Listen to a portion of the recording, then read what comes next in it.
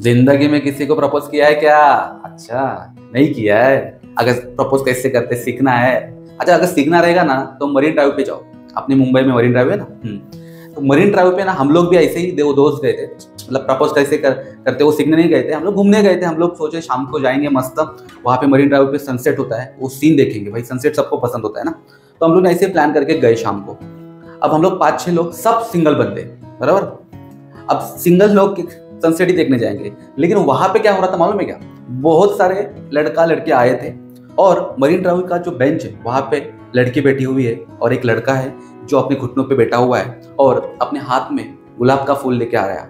और वहां पे भी गुलाब देने वाले घूमते रहे थे, बेचने वाले। तो वो लड़के उस लड़की को प्रपोज कर रहा है, ऑफर दे रहा है, यार मुझसे प्यार करेगी क्या? वो लड़की भी बोलती है, हाँ मैं भी तुझसे प्यार करूंगी या प्यार करती हूँ। अब ऐसा सब सीन वहां पे कपल का चालू था और ये सब हम 6 के 6 सिंगल बंदे लोग देख रहे थे। और मेरा एक दोस्त फ्रस्ट्रेट हो चुका था, 17-18 साल से कोई गर्लफ्रेंड नहीं है, सिंगल था। वो मेरे पे भड़क गया, बोलता चल चल चल यहाँ से निकलते। मैंने बोला रुक ना भाई, अभी सनसेट होगा ना। बोला साले सनसेट का सीन देखने आ रहे थे, ये इधर कपल लोग का सीन देखने मिल रहा है हम लोग को, ये क्या है फालतू की, चल इधर से निकलते। मैंने बोला हुआ क्या? बोलता अरे ये क्या है, ये लोग एक दूसरे को प्रपोज करते हैं, वो लड़का और प्रपोज कर रहा है, वो लड़की एक्सेप्ट कर रही है, इनका मस्त हो रहा है, अपना क्या? बोला अपना क्या मतलब, शादी होगा ना, रुक जा थोड़ा। तो बोलता नहीं साला मुझे बहुत गुस्सा आ रहा है, तो चल यहाँ से निकलते। तो मैंने बोला एक काम कर, निकलते हैं। फिर निकलते निकलते वक्त हम लोग ऐसे चलना शुरू हो गए। तो मुझे बोलता है निखिल तेरे को तो लॉ पता है, अगर मान ले कि ये जो ऑफर इस बंदे ने दिया, इस बंदे ने जो प्रपोजल दिया है और लड़की ने एक्सेप्ट किया, बराबर ना, और इन 2 महीने के बाद इन लोगों का अगर मान ले लड़की या फिर लड़का दोनों में से कोई भी हार्ट ब्रोक कर देता है, मतलब इनका ब्रेकअप हो जाता है, तो लड़का या फिर लड़की इन दोनों के पास राइट है क्या रे एक दूसरे के ऊपर केस फाइल कर सकते क्या? मेरे सारे सिंगल मरेगा तो ऐसे ही, इसलिए तो सिंगल है। दूसरों का तेरे को सुख नहीं देखा जाता है ना। बोलता नहीं बताना क्या, अभी बता मुझे जल्दी बता।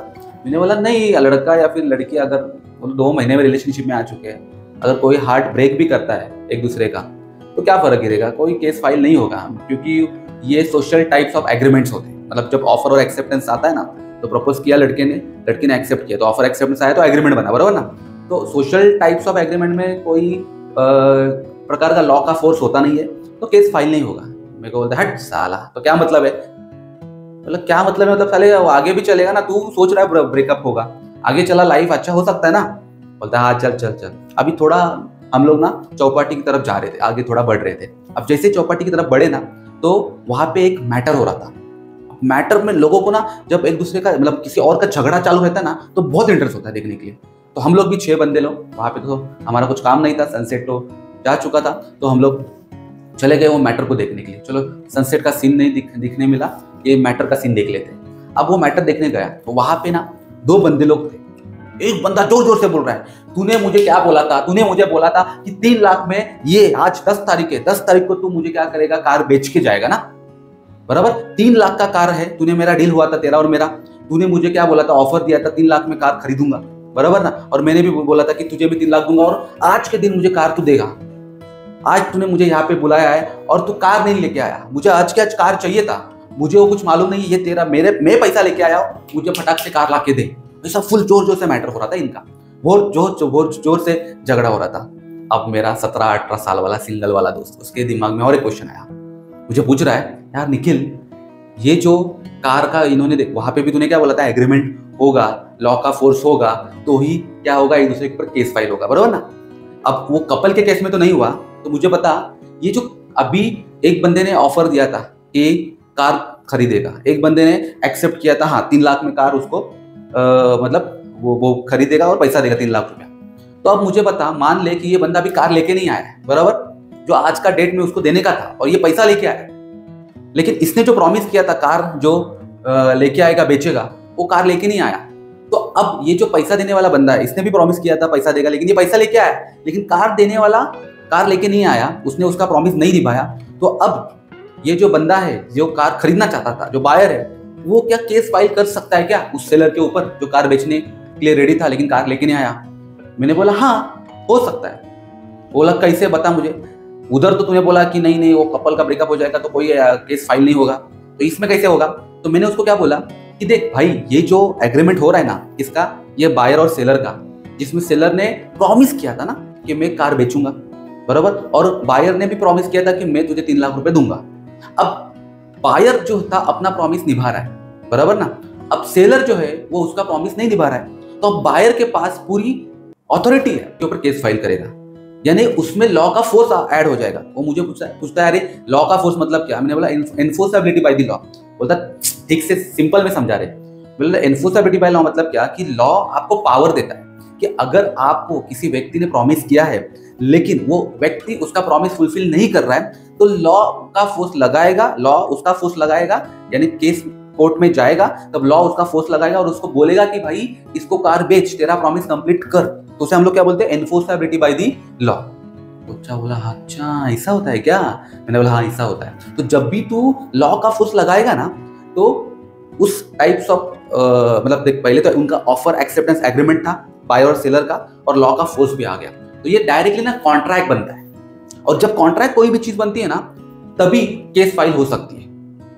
बोला हाँ रे बराबर है, वहां पे तो एग्रीमेंट हुआ था लेकिन वहां पे तो लॉ का फोर्स नहीं हुआ था। मतलब जो कपल का एग्रीमेंट हुआ था ऑफर एक्सेप्टेंस का, वहां पे तो लॉ का फोर्स नहीं लग रहा था, बराबर ना। और यहाँ पे ये जो एग्रीमेंट हुआ है बायर और सेलर का, ये कमर्शियल टाइप्स का एग्रीमेंट है, बराबर ना।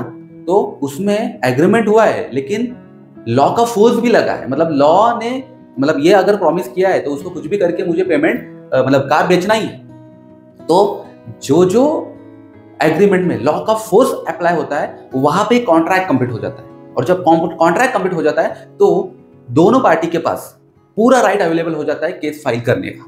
समझ में आ रहा है?